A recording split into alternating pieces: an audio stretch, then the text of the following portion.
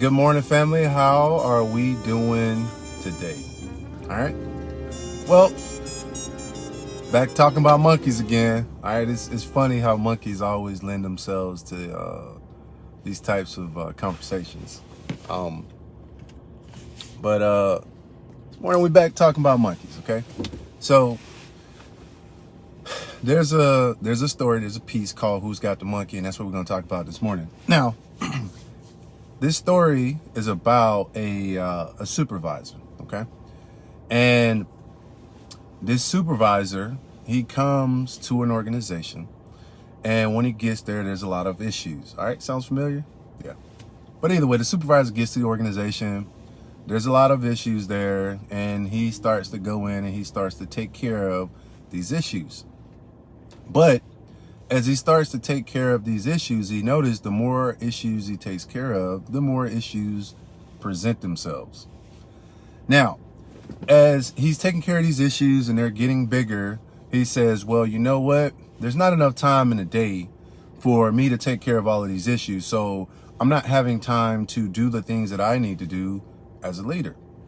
So what he does is he goes and he says, well, maybe I need to add more time, make more time available so that I can get my things done, so I need to increase my capacity. So the way that he increases his capacity is that he adds more time to the calendar. He says, all right, well, I want to take care of my people, so I'm going to come in, I'm going to work on the weekend. So he goes in on the weekend and he starts to work.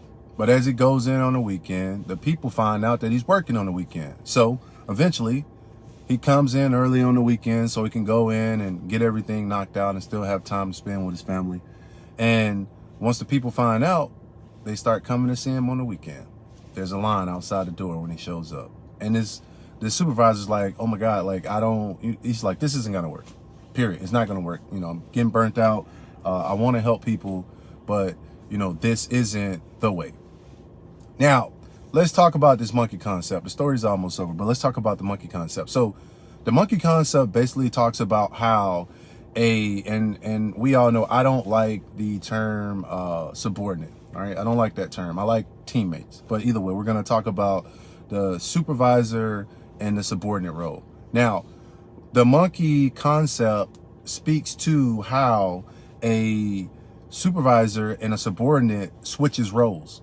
So if a subordinate comes in and gives you their problem, the proverbial monkey, all right, them giving you the problem is the monkey jumping from their back to yours.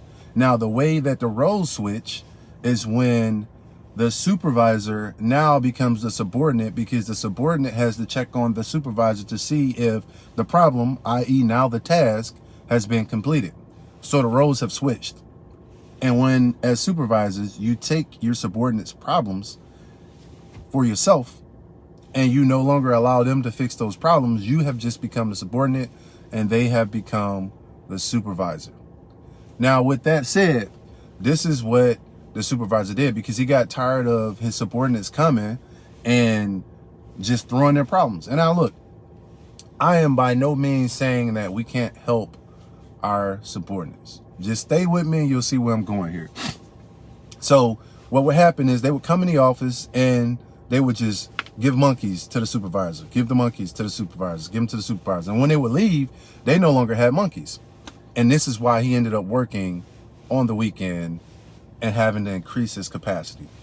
So one day he says enough is enough, and he goes and he calls a meeting. Everybody comes in.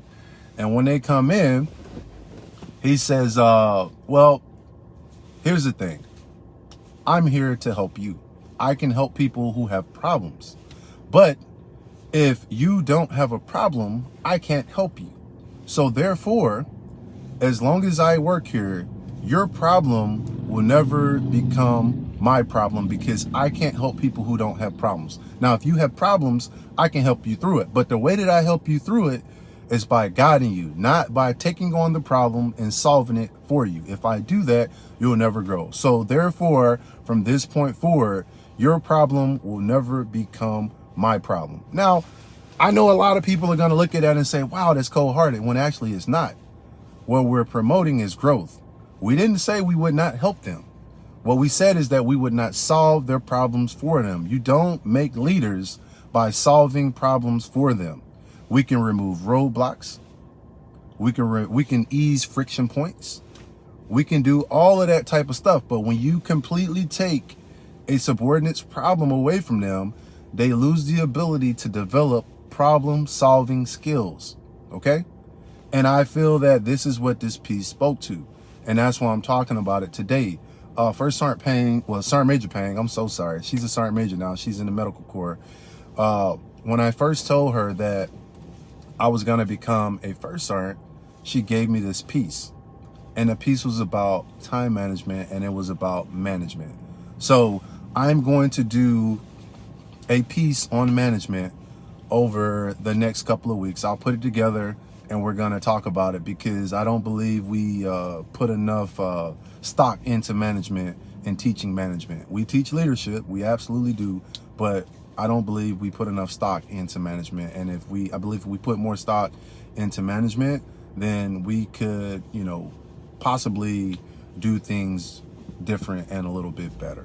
All right. Now, I'm going to say this and I'm going to get off of here. There was an admiral, I can't remember what his name was, but he said, we lead men into battle and we manage problems. Now, I just recently finished my Management 280 class, and my synopsis on management is this: you can lead without managing, but you absolutely cannot manage without leading.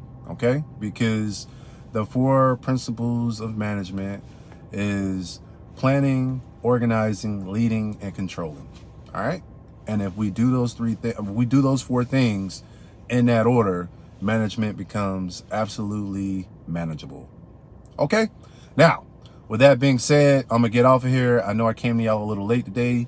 I had to go run and do some dental appointments and stuff like that. But as always, you are important. You matter. Don't let anybody make you feel as if you're insignificant. If you do, get into the inbox. We are here for you. The NCOPD Live team is here for you. I am here for you. Freestyle for everybody for every day is here for you. The Break Time Broadcast is here for you. Thrive Legion is here for you. The Vision is here for you. Let's talk about it. It's here for you. You get into one of those inboxes, I guarantee there's going to be somebody there who is going to help you in this journey that we like to call life.